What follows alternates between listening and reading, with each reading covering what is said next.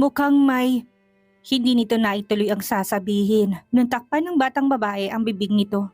Kita niyang bahagyang tumalim ang tingin ng lalaki sa bata ngunit sumunod din rito noong hilahin siya ng bata.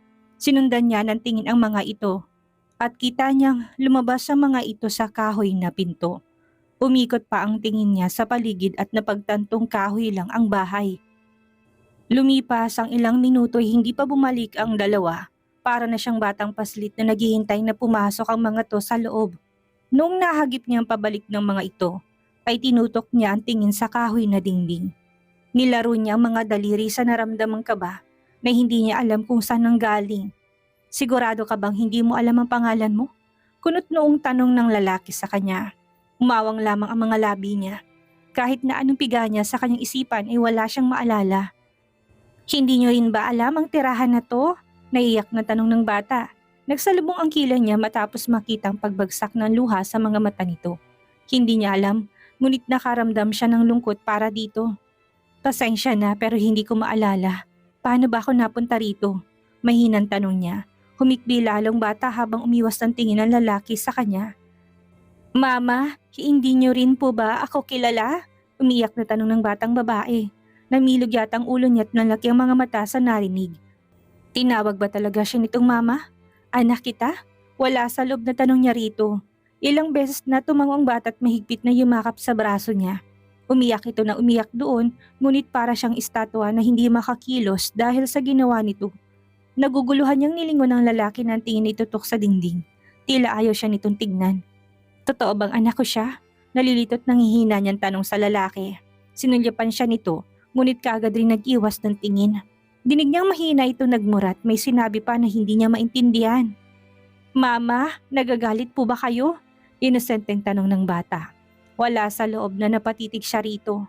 Puno ng luha ang mga pisngi nito, ngunit wala siyang maramdaman na kahit na ano. May kulang at hindi niya madamang anak niya ito, pakiramdam niya ay may mali sa sitwasyon. Ngunit wala siyang maalala kung ano. Totoo ang sinasabi niya, anak natin si Anton. Buo ang loob na bigas na lalaki kaya't napunta rito ang tingin niya. Nasalubong niya seryosong titig nito. Bumigat lalo ang paghinga niya. Anak natin. Naniniguradong tanong niya. Nung tumango ito'y napatangal lang siya. Bakit ayaw pumasok sa isip niya na may anak siya sa lalaking kaharap niya? Anak natin si Anton. Dito ka rin nakatira. Naaksidente ka sa dagat kaya ilang araw ka nakaratay dyan. Marahil na walang alaala mo pero maniwala ka. Kami ang pamilya mo. Sinserong paliwanag nito. Muntik na siyang mapasigaw nung hawakan itong kamay niya at banayad na halikan. Nangingilid ang mga luhang tumititig ito sa kanya. Tanya, asawa mo ko. Maniwala ka, pagsusumamo nito. Tanya? Tanya bang pangalan niya? Nangilid ang luha niya, hindi dahil sa tuwa. Pakiramdam niya kasi nawawala pa rin siya kahit pa sinabi nitong pamilya sila. Tanya ang pangalan ko? Napakurap ito, kinagat pang ibabang labi. Ngunit nung tignan siyang muli sa mga matay nagsusumamo na ulit ito. Oo, Tanya Cuevas ang pangalan mo. Kasal tayo. Panganay natin si Anton at ang magiging bunso natin ay nasa sinapupunan mo pa. Anito bago hinaplos ang tiyan niyang may umbok na siya lalong kinagulat niya. Hindi pa rin siya makapaniwala sa mga nalaman niya. Hindi niya alam pero hindi siya mapalagay. Isang linggo na siyang magaling at nakakalabas na sa bahay pero takot pa rin siyang makihalubilo. Sa baybay dagat sila nakatira kung saan iilan lang ang mga kapitbahay nila. Pangingisda rin ang kinabubuhay doon at ganun din ang trabaho ng asawa niya raw. Muli lamang bumigat ang pakiramdam niya. Mabait naman ang asawa niya at malambing ang anak niyang si Anton. Ngunit hindi niya mahanap sa sarili niyang saya. Pakiramdam niya ay may kulang at marahil ay dahil sa wala pa rin siyang maalala. Roel, gusto mo ba isama ako sa palengke ang asawa mo si Tanya para naman malibang? Dinig niyang tanong ng ginang sa lalaking may bitbit na lambat at papalapit sa kanya. Napakurap siya matapos matantong ang asawa niya yon. Hanggang ngayon hindi niya talaga lubos maisip na asawa niya yon. May itsura ito, mabait at laging seryoso. Pero tingin niya malabong magugustuhan niya ito kahit nagtataka siya kung paano niya ito naging asawa. Wala naman itong naikwento sa kanya, maging ang aksidente nangyari daw sa kanya sa dagat ay ayaw nitong ikwento. Hindi na ho, Aling Pasing, hindi pa po kasi lubusang magaling si Tanya, kaya't minsan natutulala pa, paliwanag nito sa ginang. Ganun ba? Kapag magaling na siya, ipapwede siyang sumama sa akin. kahit anong oras niya gusto. Tuturuan ko siyang magtinda ng isda sa palengke. Giit pa ng ginang na sinamahan ng pagtawa, maging si Ruel ay nakitawa pero nung umalis ng ginang ay sumeryosong ni itsura nito. Napayuko siya nang lumapit ito sa kanya. Kumain ka na ba? Seryosong tanong nito. Hindi siya nag-angat ng tingin, hindi niya talaga ito kayang tignan ng matagal. Pakaramdam niya kasi mali na titigan to. Hindi pa ako nagugutom at wala pa si Anton, mahinang sagot niya. Mamaya padating na si Anton galing eskwela. Hindi ka pwedeng magpagutom, buntis ka. Paalala nito, wala sa loob siyang napahawak sa malit na umbok ng kanyang tiyan. Oo nga pala't may munting anghel na umaasa sa kanya. Napangiti siya bigla't naging magaan ang pakaramdam niya. Pero nung makitang titig na titig sa kanya si Ruel, ay nawala ang ngiti niya. May dumi ba ako sa muka? Alangan niyang tanong. Umilingit at sumilay na malit ng ngiti sa labi nito. Wala, nakikita ko lang na masaya ka kapag hinahaplos mong tiyan mo. Pero kapag yakap mo naman si Anton, hindi ka mapakali. May pait na bigkas nitong bigla. Nakagat niyang ibabang labi, guilty siya doon. Hindi niya kasi mahanap ang sarili kay Anton. Kahit anong lambing nito hindi makapasok sa puso niya.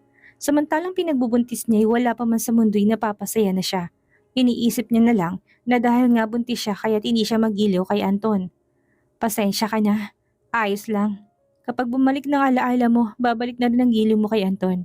Pampalubag loob nito pero hindi niya makitang saya sa mga mata nito. Nga pala, kapag nakaipon na ako, ipapatingin kita sa doktor. Bukod sa pagbubuntis mo, ipapatingnan ko na rin ang amnesia mo. Paninigurado nito. Malaking gastusan yun. Kahit ang pagbubuntis ko na lang, Roel, pilit siyang ngumiti. Ayaw niya maging pabigat dito. Mangingisda lang ito at kailangan pa nilang maghanda para sa paparating nilang baby. Kaya hindi na mahalaga sa kanyang matingnan pa ng espesyalista. I insist, Tanya. Mahinang sagot nito sa kanya. Muli lamang siya natulala sa pagsasalita nito ng Ingles. Tingin niya ay nakapag-aral naman ito pero ang pinagtataka niya ay kung bakit naninirahan ito sa isla at nagtsatsagang maging mangingisda. Marangal naman ang trabaho nito pero hindi sapat sa kanila. Kung ipipilit mo, magtitinda na rin ako ng isda sa palengke para makatulong sa'yo. Maingat niyang bigkas dito pero hindi siya nito sinagot kaya't napanghiwi siya. Dumiretso to sa maliit na kahoy na bahay at nilapag sa harapang lambat. Agad tong naghanda ng pagkain sa hapag na ito rin naman ang nagluto kanina. Inutusan siya nitong maupo na ginawa niya kaagad. Inabot nitong kanin sa kanya pero hindi siya nilagyan. Siyang naglagay sa plato niya pati ng pritong isda. Hinintay naman siya nito bago nagsimulang kumain. Gamit ang kamay nitong habang siya kutsara at tinidor ang gamit. Napapatigil siya sa pagsubo. Pumapasok kasi sa isipan niya ang maraming katanungan sa isip niya. Nung hindi niya napigilan ay tinanong niya rito ang tanong na bumabagabag sa kanya simula noong unang magising siya. Kailan tayo kinasal, Ruel? Formal niyang tanong, ngunit nasamid ito. Agad siyang sumaklolo at binigyan to ng baso na tubig. Nilagok nito yun at noong matapos ay sumulyap sa kanya. Yun nga lang ay nagyako ito muli. Papayagan na kitang sumamang magtinda sa palengke bukas kung kaya mo na. Lihis nito sa tanong niya. Bagsak ang balikat niyang sumubo. Hindi na naman siya nito sinagot pero at least pumayag to magtinda siya sa palengke kasama si Aling Pasing. Kaya naman kinabukasan ay hindi pa sumisikat ang araw hinatid na siya ni Ruel sa palengke. Hinabilin pa siya nito kay Aling Pasing bago umalis. Agad nang umiti sa kanya si Aling Pasing at pinaliwanag ang trabaho niya. Hindi ka naman magbubuhat, Tanya. Magkikilo ka lang ng isda. Paliwanag nito. Nakakaintindi siyang tumango. Yun nga lang talagang ginawa niya pero napagod pa rin siya. Ilang beses siyang uminom ng tubig at umupo pero kagad din tumatayo kapag may lalapit na bibili. Naku, linggo na nga ang lumipas, pinaghahanap pa rin yung bangkay. Ayon ng ginang na namimili ng tilapia. Katabi nito yung kausap ng ginang na namimili ng bangus. Tahimik siyang naghintay na makapili ang mga to pero hindi niya maiwasang makinig sa pinag-uusapan nila. Ang siste ay tumakas ang babae sa kasal at nagpakalunod sa gitna ng dagat. Ayon ng ginang na namimili ng bangus. Aba, ang nasagap ko'y kinuha siya ng isang lalaki at hinulog sa dagat. Hindi ko alam ang totoo pero alam ko lang walang tigil ang paghahanap sa babaeng yun. Eksayharadang bigkas ng ginang na namimili ng tilapia. Tuluyan ng kumunot ang noo niya at biglang nangating magtanong ngunit lumakas biglang bulungan sa loob ng palengke. Maglilibot daw ang mga naghahanap, mapapangasawa pala ng isang bilyonaryong babae kaya't hindi sila tumitigil. Naku, kahit katawan lang daw ang makita ay magbibigay sila ng pabuya. Sabik na bigkas ng ginang sa kabila. Bigla yatang sumakit ang ulo niya sa dami ng balitang narinig. Iba-iba ang mukhang hindi pinag-isipan. Hindi siya nakatiis at kinalabit ang ginang na namimili ng bangus. Ano pong pinag-uusapan nila? Sino pong hinahanap? Kuryosong tanong niya. Yung mapapangasawa ng bilyonaryo. Ikakasal dapat sila pero tumakbo yata ang bride at nagpakalunod sa dagat. Ayan tuloy, walang tigil sa paghahanap ang mga okampo. Kwento nito, sa dami ng sinabi nito yung apelyidong tumatak sa isipan niya. Kawawa't may anak pa yata silang dalawa, dagdag nito. Bumigat ang pakaramdam niya at umikit sa isipan niya ang isang batang babae at lalaking umiiyak. Bigla na nakita ang ulo niya at napayuko, sakto sa sigawan ng mga tao sa palengke. Magsitabi, may mga okampo, hinahanap si Bethany Del Rio. Sigaw ng isang lalaki na lalo nagpasakit sa ulo niya. Bethany? Mahinang usal niya sa pangalan. Pamilyar sa kanya ang pangalan na yun, pakaramdam niya yung narinig niya na yun, o dahil sa katunog yun ang pangalan niyang Tanya. Napapikit siya nang maramdaman ng sandaling pananakit ng ulo niya. Napahawak siya ron at kamuntikan pang bumagsak kung wala lang nakapigil sa bewang niya. Are you alright? Mahinang bulong sa kanyang tenga. Napamulat siya ng mga mata at kaagad na nilingon ang lalaking nakahawak sa bewang niya. Hindi niya maintindihan sarili kung bakit nang hinayang siyang si Ruel iyon imbis na dapat ay matuwa siya dahil asawa niyang may hawak sa bewang niya.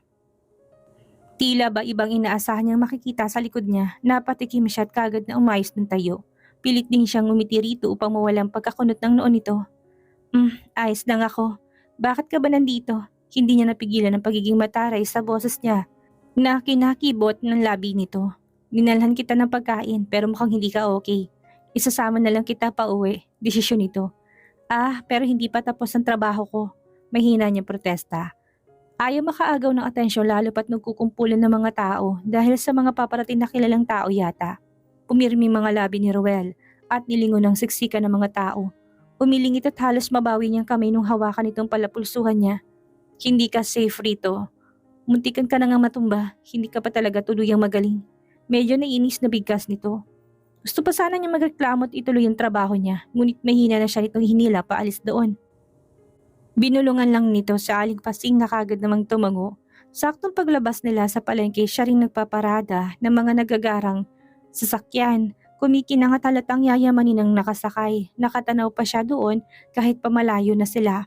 Kita niya pang matipunong lalaking lumabas doon, kasamang dalawa pa't walang pigil na tinahakang papasok sa palengke. Nang hinayang siya na umuwi na sila, sana pa rin nanatili pa siya upang makita man lang ang mga yon. Pagdating tuloy sa kahoy na bahay nila, ay bagsak ang mga balikat niya kahit pa naghahain na ng pagkain si Ruel. Napagod ka ba sa trabaho? Naingat na tanong sa kanya nito. Napakurap siya at napatitig rito bago umiling. Hindi. Dapat pala hindi na muna tayo umalis. Malay mo'y kilala natin o kaya ay kilala mo yung hinahanap nilang babae. Kwento niya rito. Babae? Bakit nila hinahanap? Tanong nito habang inaabot sa kanyang plato ng gulay. Inosente niya yung kinuha. Nalunod yata sa dagat tapos hindi makita yung katawan. Sandali siyang nagtaka nung matahimik ito at hindi sumagot. Pagsulyap niya nakatitig ito sa sariling plato na wala pang laman. Ruel, tawag niya sa pangalan nito. Doon pa lang ito kumurap at seryosong naglagay ng kanin sa sariling plato. Kung nalunod sa dagat at hindi mahanap ang katawan, malamang patay na yon. Malamig na tugon nito. Siya naman ngayon ang natigilan. Malay mo hindi. Baka nakaligtas din kagaya ko. Hindi ba na-aksidente rin ako sa dagat? Buhay pa naman ako, may amnesia nga lang. Pangangatwiran niya. Ngunit doon natigilan ang pinagtaka niya. Mali ba ako? May kabang tanong niya. Swerte ka lang dahil nasa Pampang ka. Pero ang hinahanap nila, nasa kalaliman ng dagat. Walang tuwang sagot nito. Tinikom niya mga labi dahil doon. Pasalamat na lang talaga siyang buhay siya. Ang kaso nga lang hindi niya makuhang maging masaya, lalo na't wala siyang maalala. Kahit pa kasama niyang pamilya niya hindi siya makarelate. Iba pa rin kasi kung naalala niyang mga memories nila, lalo na sana yung mga masasaya. Tahimik silang kumain at sakto nung bumukas ang pinto at niluwa noon si Anton. Agad niyang nabitawan ng kutsara nung makitang umiiyak ito. Mama, inawi ako sa eskwela. Sumbong nito habang malakas na humihikbi. Hindi niya alam kung paano patatahanin. Tumakbo ito sa kanya at wala siyang magawa ng yumakap ito. Sandaling kinurot ang puso niya nung maramdaman ng mahigpit nitong yakap sa braso niya. Mama, sinasabi nilang wala akong mama. Sumbong nito. Umawang ang mga labi niya at napatitig kay Anton, partikular sa mga mata nito. Lumuluha ang mga yon, pero ibang mga matang pumapasok sa isip niya. Sa isip niya ay nangyari na yon. na binubuling anak niya dahil wala itong tatay. Muli siyang natigilan sa naisip. Paanong walang tatay si Anton? Nandito si Ruel. At bakit ito inaaway na walang mama kung nandito naman siya? Bakit ka naman nila aawayin ng ganun? Nandito naman ako, mahinang tanong niya rito. Tila umatras ang pag-iyak nito at maging si Ruel ay napatigil sa pagkain. Hindi ka pa kasi nakikita ng mga kaklase niya. Hindi mo pa hinatid si Anton ni minsan sa eskwela. Malamig na singit ni Ruel na konsensya naman siya sa sinabi nito. Kasalanan pala niya dahil doon ay napagdesisyonan niyang ihatid kinabukasan sa eskwela si Anton. Ngiting-ngiti ito at mahigpit ang hawak sa kamay niya. Mama, ipapakilala kita sa mga klase ko para hindi na nila ako awayin. Ang ganda-ganda kaya ng mama ko, masiglang bigkas nito. Napangiti siya at napahaplos sa tiyan niya.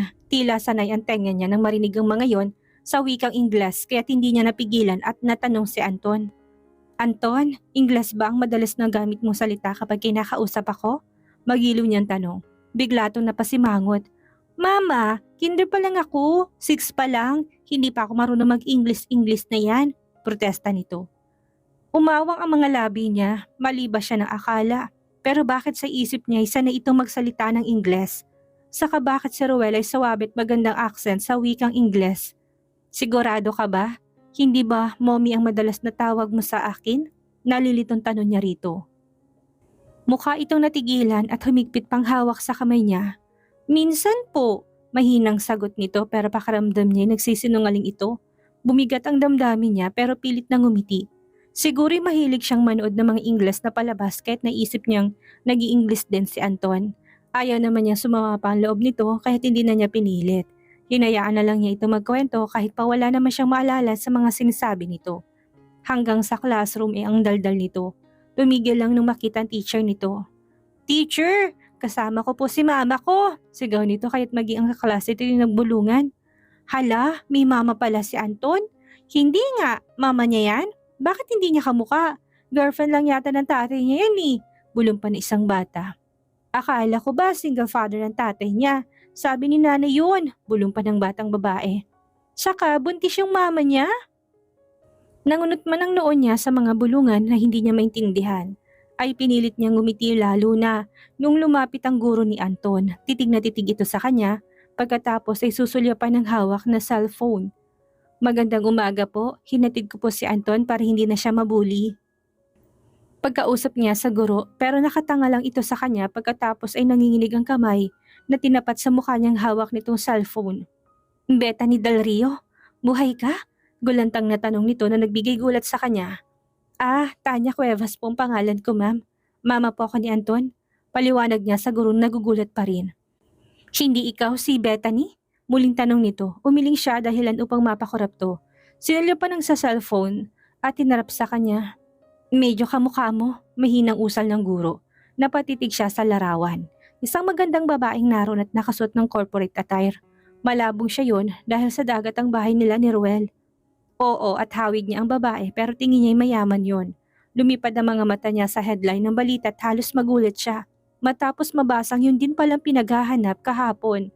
Pero ngayon ay dineklara ng patay. Nalunod siya sa dagat? Mahinang tanong niya sa guro na pabuntuhin nga ito tinago ang cellphone sa bulsa ng uniform nito. Oo, sa araw mismo ng kasal niya. Nalaman ko lang din kahapon dahil nandyan ang dapat na asawa niya. Sayang at may 2 anak pa naman din yata siyang naghihintay sa kanya. Malungkot na kwento ng guro. Naramdaman niyang paninikip ng dibdib niya at hindi maiwasang malungkot para sa babae. Swerte niya at buhay pa siya kaya dapat ibigyan niya ng pagkakataon si Anton at Ruel na sumaya kasama siya. Hindi po kasing natin masasabi kung kailan tayo mawawala. Bigkas na lang na kinatango ng guro. Nga po pala, hinatid ko po si Anton para hindi na siya awayin ng mga kaklase niya. Muling buklat niya sa kanyang sadya. Inaaway ba si Anton? Napangiwi siya dahil mukhang hindi aware ang guro ni Anton sa nangyari kahit kinuwento niya rito. Binigyan naman siya nito ng assurance na hindi na mangyayari yon. Kaya't panatag siyang nagtungo sa palengke para makitinda kay Aling Pasing.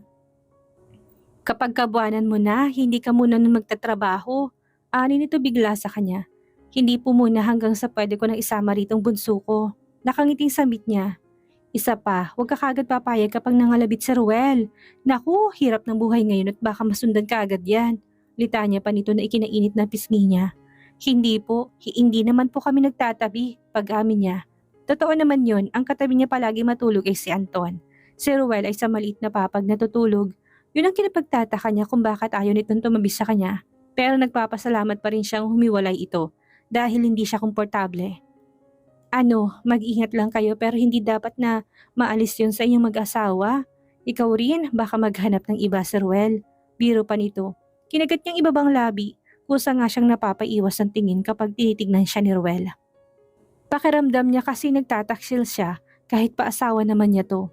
Mabait ito at gentleman din, hindi niya rin masabing masama dahil hindi naman siya nito sinasaktan. Inasikaso pa nga. Pag-isipan mo yun, Tanya. Aba, ang kisig ni Ruel. Tsak na maraming may gusto sa kanya kahit pa may anak na. At asawa po. Dugtong niya noong napatigil to, tumikim ito bigla. Oo, at asawa. Ikaw yun, ikaw nga. Nalilitong bigkas nito. Nagsalubong ang kilay niya dahil parang hindi naman ito sigurado. Pero nawala rin doon ang atensyon niya nang may bumili na. Yun nga lang kahit na napagod siya sa trabaho at ginabi. Pagka-uwi naman ay bumalik sa isip niya sinabi ni Aling Pasing. Hinintay niya talagang makatulog si Anton bago siya lumabas upang hanapin si Ruel. Why are you still awake? Malamig nitong tanong, natigilan na naman siya sa pagsasalita nito ng Ingles. Pakaramdam niya talaga hindi ito bagay sa dalampasigan.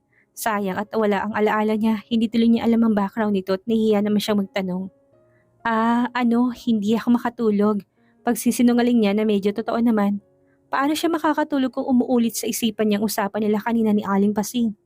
Coffee? Tanong nito na hindi niya tinanggihan, bumalik ito sa bayat paglabas ay may bitbit na itong 2 tasa ng kape. Umupo siya sa buhangin at hindi naman siya nito pinigilan. Bakit ang galing mo mag-Ingles pero si Anton hindi? Kuryosong tanong niya habang inaabot ang tasa ng kape. Anton, I didn't teach her yet. Gusto ko lang siya mag-enjoy sa pagkabata niya. Kaswal na sagot nito. Hindi ba talaga siya nagsasalita ng English? Meron kasi sa alaala ko na tubid at malinaw na mag-English ang batang babae. Kwento niya rito dahil yun naman talagang alaala niya. Natigilan ito sa sinabi niya. Kapag kuwan ay maliit na ngumiti. Hindi mo talaga malolokong isip, bulong nito. Ano? Mali ba ako nang naalala? Umiling ito. Hindi. Hindi rin si Anton yun. Let's just say that we both came from wealthy families. And that kid in your mind is not Anton but your niece. The daughter of your sister. Pagtatama nito, napakurap siya, malinaw at naintindihan naman niyang paliwanag nito. Pero bakit ayaw tanggapin ng utak niya? May ate ako? May pamilya pa ako? Nasa sila kung ganun? Pwede ba natin silang bisitahin? Baka sakaling bumalik ang alaala ko kapag nakita ko sila. Stop, Tanya. Sila ang dahilan kung bakit nandito tayo ngayon sa dalampasigan at hindi mamumuhay ng marangya. Pamilya mo ang dahilan kung bakit kailangan nating magtago ni Anton. I mean kung bakit kailangan nating lumayo sa syudad. Malamig na tura nito bago tumayo. Ubusin mo na yung kape mo tapos pumasok ka na sa loob. Bukas ay ibibili ako ng gatas para hindi ka na magkape. Masama pala yan sa baby. Baka magalit ang totoong ama niyan. Humina ang boses nito sa dulo na hindi niya maintindihan. Ang alam niya lang ay iniwan siya nito mag-isa doon na awang ang mga labi. May pakaramdam talaga siyang may mali sa sitwasyon. Saka anong rason para maging masama ang pamilya niya? Napapikit siya ng mariin at pilit inaalala. Pamilya niya ngunit nanakit lang ang ulo niya. Pero nung magmulat niya ng matay napatitig sa kalangitan at rumagasa sa kanyang galit, ni itsura ng isang lalaking tingin niya ay ama niya. Sa isip niya sinampal siya nito pero matapos nung pumasok sa isip niya, ang 3 puntod na magkakatabi. Wala sa isip niyang mga pangalan ngunit alam niyang pamilya niya yun. Patay ng pamilya ko? Mihinang tanong niya sa sarili kasabay ng pagbagsak ng luha sa kanyang pisngi.